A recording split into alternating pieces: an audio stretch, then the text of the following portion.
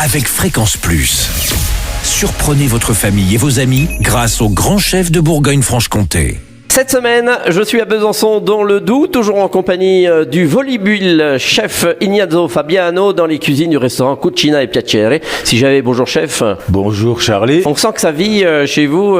Grazie mille. Il y a l'italien quand même qui demeure. Vous y retournez un peu dans les pouilles ? Tout le temps, je vais tout le temps en Italie. D'accord. Bon, alors qu'est-ce qu'il nous faut pour faire un bon risotto ? Eh bien, on va le savoir parce que vous proposez le vrai. Alors c'est comme pour la bolognaise, on ne sait pas faire le risotto ? Ah, c'est pas que vous savez pas faire, mais il y a des associations qui me... Alors attention, hein, moi je ne fais que rapporter ce que me rapportent les clients. Quand on parle d'un risotto, on m'explique comment c'est fait et en fait c'est absolument pas comme ça qu'il faut faire le risotto. Ah bon ? Donc je vais vous expliquer. Pourtant on en a eu dans Chouchoutez vos papilles des risottos. Ah ouais, alors, attention. peut-être, attends, je dis pas que je fais le meilleur risotto du monde, attention, mais en général on le fait comme ça. Alors on va partir comme on a travaillé les asperges en apéro, on va rester sur les asperges, mais en fait la règle est la même pour tout type de risotto. Déjà la première chose c'est qu'il faut un très très bon riz. La Rolls du riz, c'est le Carnaroli. Ah, bah, alors d'habitude on parle d'un autre, comment ça s'appelle ? Alborio. Voilà, c'est ça. Ouais, le Carnaroli c'est au-dessus. D'accord. Pour moi c'est au-dessus. Carnaroli, un vrai parmesan, un vrai, et pas du parmesan sachet, un vrai parmesan, et surtout pas de cubes pour le bouillon. C'est non, je vais tomber dans les pommes. Ah bah là j'en ai eu des tonnes.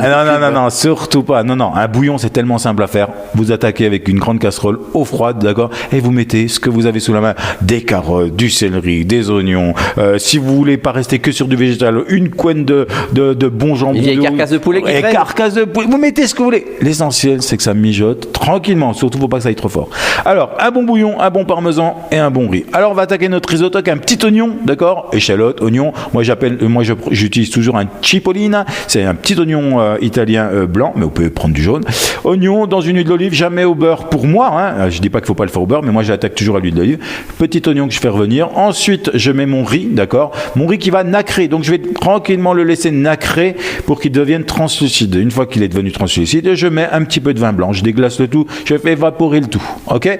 Et ensuite, je vais attaquer avec ce petit bouillon qu'a mijoté, je vais venir nourrir mon riz au moins pendant 15-20 minutes, d'accord ? Tranquillement, et je vais remuer tranquillement, jusqu'à ce que le riz boit tout le bouillon, d'accord ? Alors, la petite astuce, les asperges. On va travailler les asperges. On prend le pied d'asperge, on va le couper en tronçons. C'est de la verte toujours ? Toujours. On va le couper en tronçons, on va bien garder la tête qu'on réserve. On va le couper en tronçons et tout ça, on va faire dans une petite casserole à côté.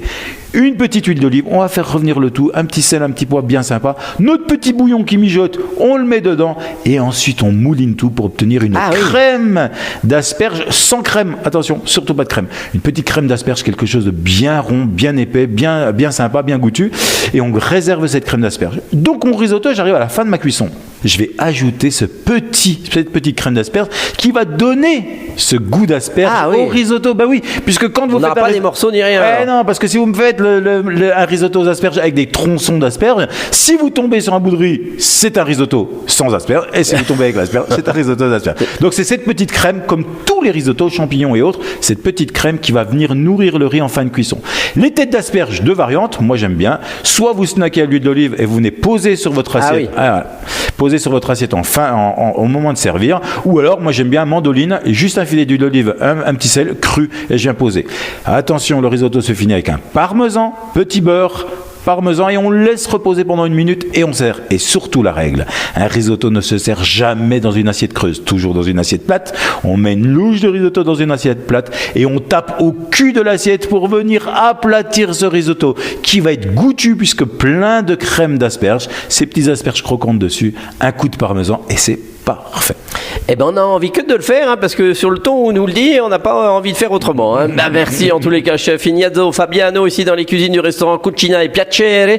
Donc c'est à Besançon, c'est dans le Doubs et vous aussi vous pouvez gagner votre menu pour deux en envoyant par SMS le mot papille au 7 14 15, papille au 7 14 15. Alors bonne chance à tous pour le prochain et dernier épisode. Cette fois-ci, encore une fois, on va se retrouver avec le vrai tiramisu de Trévise et d'ici là, chouchoutez vos papilles. Chaque semaine, découvrez les meilleures recettes des grands chefs de Bourgogne-Franche-Comté. Du lundi au vendredi, à 5h30, 11h30 et 19h30, chouchoutez vos papilles. Fréquence Plus.